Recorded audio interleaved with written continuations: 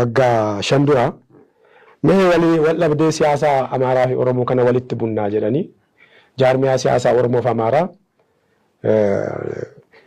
qophiidhuma mootummaan qopheessuun waajjiruma Prime Minister irratti walga'iin tokko godhamaa ture.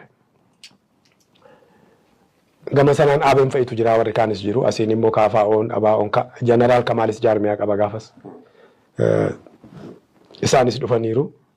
Profeesar Mararaan faa, Jaal Daawud faa, Boleencoon faa, gama keenyaan Jawaar faa namni gurguddaan irra jira. Gama sanaanis akkasii gama mootummaa Oromiyaatiin ta'e akka federaalatti dhufu Dr. Alamuun faa jiru.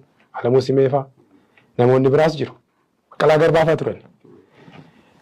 Mee yaada fidaa qofaatti yaada furmaataa jedhaniiti mari'anne jechuudha. Nuti sodaachaa dhiyeessine walitti bu'iinsa furmaata barbaaduudha miti. Furmaata barbaaddaa ta'e waa quqqusachuu qabda.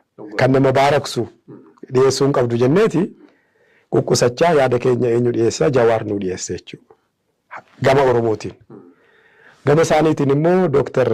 Ballateen amma Innovation Ministeriin gama ABN inni akka dhiyeessu gaafa ta'u yeroo jalqabu ambishinii keessan dhaabaa jedhe Mararaa fi Daawuditti akkasitti kuwa qabe. Shawaa keessa Oromoo ka jedhamu hin jiru jedhe. Wallagga Jimma Ilubbaa warka Oromooti ka jettan dhaabaa jedhe. Adaamaa Asallaa Ciroo Gobba Oromoo ka jedhamu kana dhaabaa jedhe. Amma Innovation Ministeriidha. Innovation Ministeriin kuni kana booda nama akka koo irratti hojjetu bar daa'imman irratti hojjeta miti. Natti fakkaata irra guddaa ijoollee ol guddattu irratti waa uumuu waa halaquu irratti hojjetaa miti. Akkasii miti waan isaa. Namni kun isarratti hojjeta. Dr. Biraanuun Profeesar Biraanuu Naggaa kitaaba isaa keessatti siyaasa dhiisuufan ture mana hidhaatti akkatti Oromoon waan Oromummaa yaadu Itoophiyaa diiga jedhee yaadeensi siyaasatti deebi'ee jedha kitaaba isaa keessatti bara. Oromummaatu ni yaaddesseedha. Amma ministeera barnootaati. Ijoollee Oromoo isatu guddisa laale. Namicha Oromummaan isa yaaddesse siyaasa dhiisuuf ture. Ana jedhameti kitaaba isaa keessa jira. Yenetsaannet goysi qaddi ka jedhu keessa jira. Oromummaa sodaadheen Oromummaan Itoophiyaa akka hin balleessineef siyaasatti deebi'ee jedha.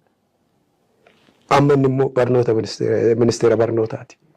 Ministeerri barnootaa kuni kana booda ijoollee koo irratti hojjetan caala mitire. Barnoonni illee bara inni jedhu garuu ijoolleetu irra caalaa barataa miti. Ijoollee koo isatu guddisa. Ijoolleen koo harka isaatti kufti. Harka namicha Wallagga, Shawaa, Ilubbaaboor, Jimma Oromoon hin jiru ka jedhu sanatti kufti jechuudha. Waan akkatti Oromoo xiqqeessanii balleessan kana Oromoon yoo ciise yaade isa wal dhabne sana har'uma galgala akka kafanaatti ofirraa gadi baafnee naqneeti maaltu nutti dhufaa jira jennee mari'anna.